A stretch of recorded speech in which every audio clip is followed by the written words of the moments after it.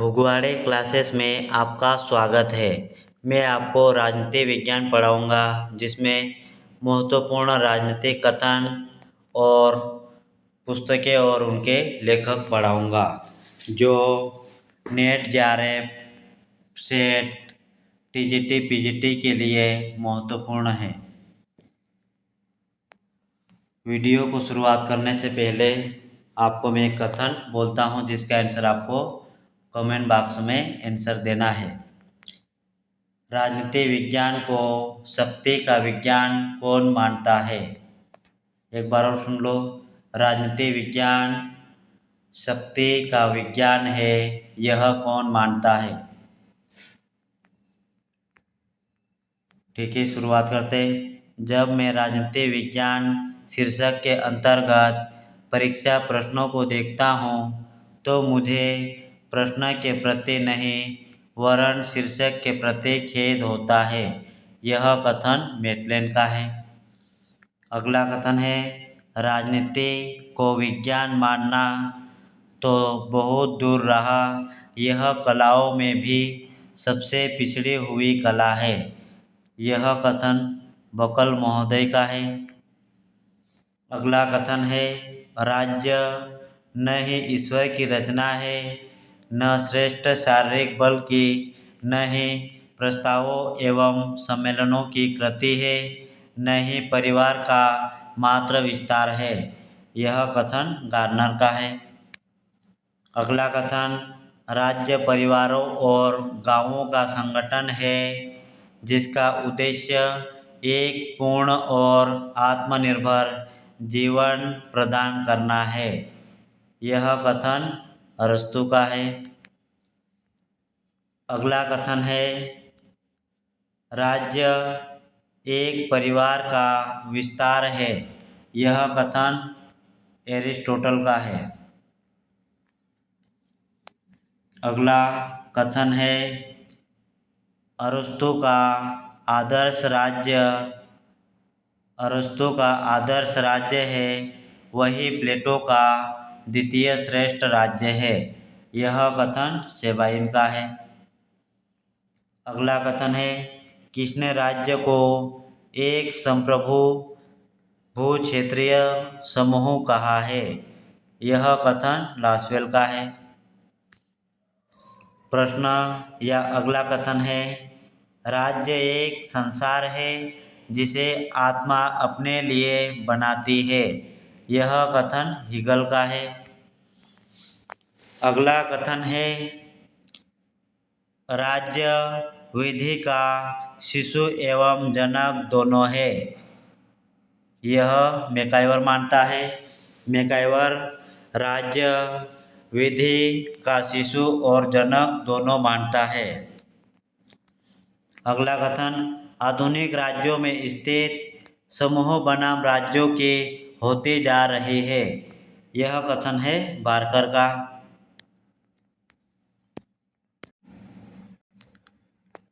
अगला कथन है, राज्यों का स्वरूप मूलतः निगम के समान है। यह कथन मैकाइवर का है। अगला कथन है, लॉक के अनुसार प्राकृतिक अवस्था में मनुष्य को प्राप्त था केवल प्राकृतिक अधिकार। अगला कथन है, रक्त संबंध समाज को जन्म देता है और कालांतर में समाज राज्य को जन्म देता है। यह कथन मैकाइवर का है। अगला कथन है, निम्न में से कौन शाफ्ट स्टेट के विचार से संबंधित है? यह गुन्नार मिडल है। अगला कथन है, मनुष्य राज्य की आज्ञा का पालन इसलिए करता है क्योंकि वह जानता है कि अवज्ञा से होने वाला अहित की तुलना में आज्ञा पालन अधिक उपयोगी है। यह कथन बेंथम का है। अगला कथन है, आत्मरक्षा के अधिकार को व्यक्ति का प्राकृतिक अधिकार मानता है। यह कथन हाब्स का है। अगला कथन है राज्य सरकार के संसाधनों से संगठित एक व्यक्ति है जो कानून का निर्माण एवं क्रियान्वयन करता है। यह कथन डाइसी का है। अगला कथन राज्य सिर्फ समुदाय ही नहीं वरन यह सर्वोच्च समुदाय है। यह कथन अरस्तु का है। अगला कथन राज्य के जीवधारी सिद्धांत का प्रतिपादन कौन किया था? तो इसका सही आंसर हो जाएगा हर्बर्ट स्पेंसर। अगला कथन है आधुनिक राज्य का मुख्य पक्ष उसके भूमि शारीरिक हिंसा के साधनों पर एकाधिकार तथा उसके वैधानिकता है। यह कथन है वेबर का। अगला कथन है यह सत्य है कि जहाँ अभिभूत करने वाली शक्ति नहीं होती वहाँ राज्य नहीं होता, परंतु शक्ति के क्रियान्वयन से ही राज्य का निर्माण नहीं होता, अन्यथा दस्युपोत और विद्रोहकारी सेना भी राज्य बन जाएगी। यह कथन रॉबर्ट मैकाइवर का है। अगला कथन है राज्य के बिना इतिहास निष्फल है, इतिहास के बिना राजनीति निर्मूल है। यह कथन शिले का है। अगला कथन है सामान्य इच्छा के प्रति वास्तविक आपत्ति यह है कि जहाँ तक यह इच्छा है सामान्य नहीं है तथा जहाँ तक यह सामान्य है यह इच्छा नहीं है। यह कथन हाबहाउस का है। अगला कथन है प्राकृतिक अवस्था में युद्ध था और हर व्यक्ति का सब लोगों के विरुद्ध युद्ध था। यह कथन थॉमस हॉब्स का है। अगला कथन है हॉब्स के प्राकृतिक दशा का दैत्य मनुष्य कभी भी नहीं हो सकता। यह कथन स्पिनोजा का है।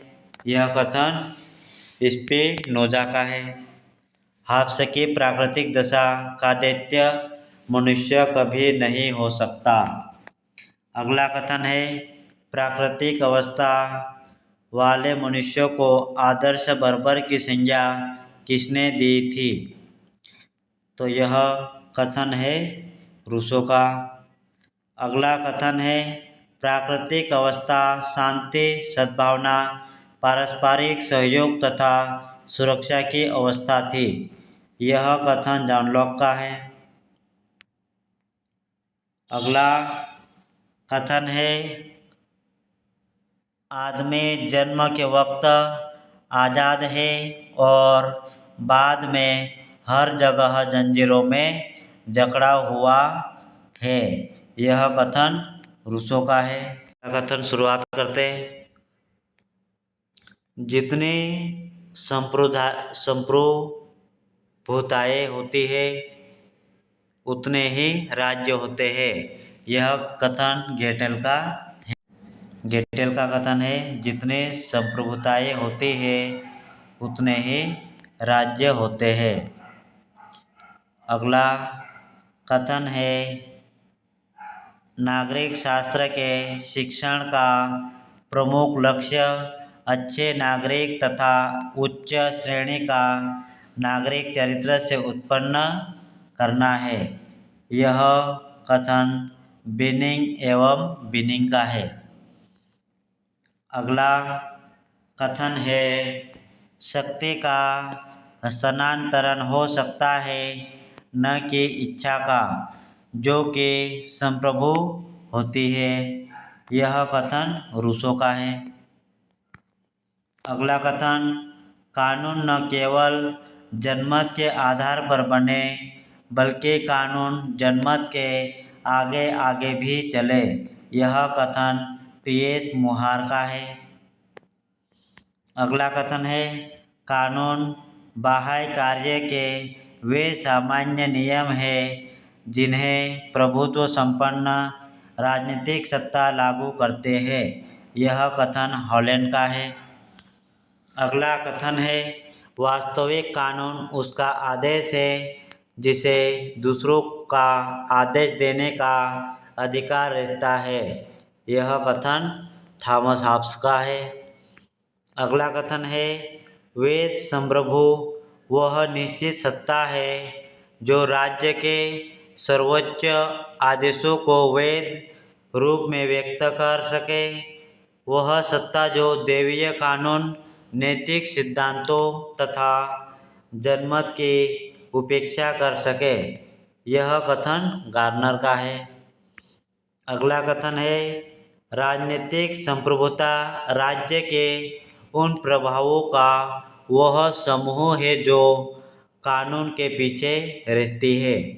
यह कथन गिलक्राइस्ट का है। अगला कथन है, चूंकि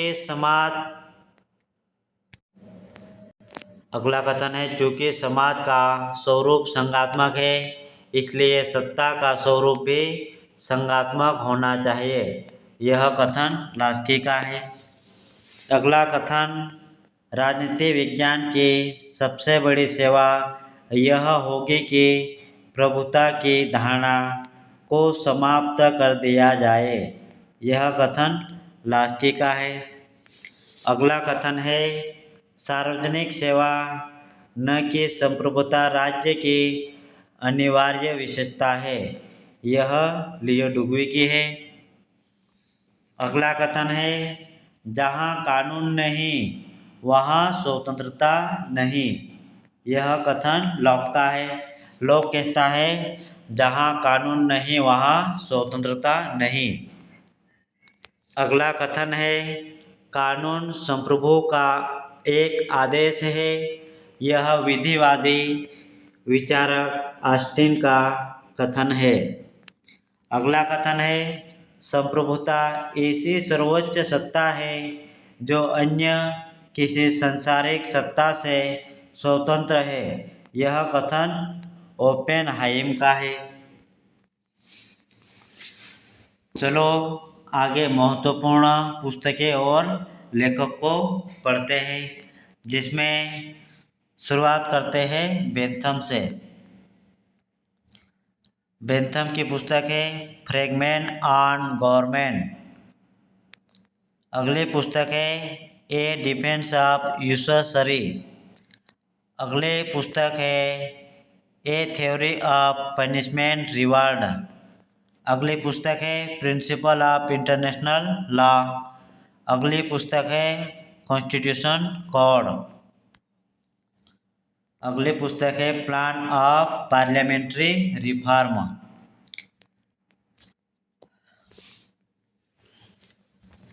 अगली लेखिका है मेरी वॉलेस्टनक्राफ्ट। इसकी पुस्तक है a vindication of the right of women. यह एक महिला लेखिका है जो एक निबंधकार, दार्शनिक, आधुनिक नारीवादी के रूप में इसका पहचान हुआ। अगला लेखक है हीगल। हीगल को आदर्शवाद का प्रमुख उन्नायक और जर्मन पाश्चात्य दार्शनिक माना जाता है। हीगल का पूरा नाम है George Wilhelm Friedrich Hegel. Hegel ने राज्य व समाज में अंतर नहीं करता है, दोनों को सम्मान मानता है। इसकी महत्वपूर्ण कृति है कॉन्स्टिट्यूशन ऑफ जर्मनी। अगली पुस्तक है फिनोमिनोलॉजी ऑफ स्पिरिट। अगली पुस्तक है science of logic, philosophy of right. अगली पुस्तक है फिलोसॉफी ऑफ हिस्ट्री। यह पुस्तक हीगल के मृत्यु के पश्चात पब्लिश हुई थी।